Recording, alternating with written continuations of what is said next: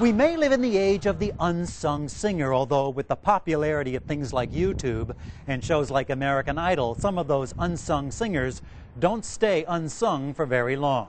But in East Vancouver, there is a place that kind of has a purity of purpose. It's a place where people gather simply to celebrate the joy of song.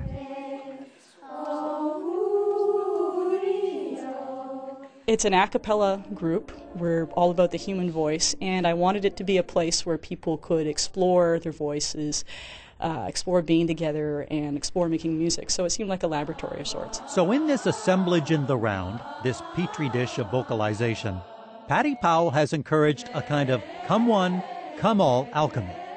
The support is unconditional, the concentration palpable, the smiles spread spontaneously, even before the music starts to flow. What I'm finding is that people are dying to sing. Who knew? Jacinda Oldale knew. She's exactly the kind of person Patty Powell has been talking about. I've been dying to sing, but... Have you? Are you a shower singer? Yes, absolutely. How about in the car? Everywhere I can. Wouldn't you like to sail on a ship like mine? 2.5 years ago, I didn't dare to sing. Yeah. And now I feel that I dare to sing, even in front of other people. Well, that must have taken a considerable amount of courage. It did at the time. Patty Powell started what she calls her Acapellaboratory about 4 years ago. She's the ringmaster who claps and coaches and endlessly encourages those who may have gotten it into their heads, for whatever reason, that their singing was not worth a whit.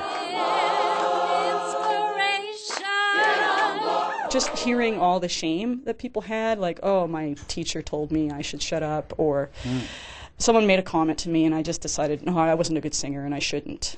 But sometimes I sing in the shower. But this somehow gets them over that barrier. Yeah, there's like safety in numbers. In numbers, from young to old, they count. 1, 2, 3, 4, 5, 6, 7, 8. In numbers, they buzz.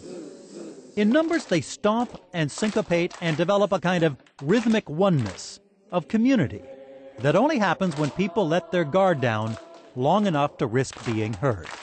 You've totally taken a risk. You've made yourself vulnerable in front of another person. And when you do that, when you see someone vulnerable, you can't help but feel a connection to them. She has a very elegant way of coaching you to the right tone when you're completely off.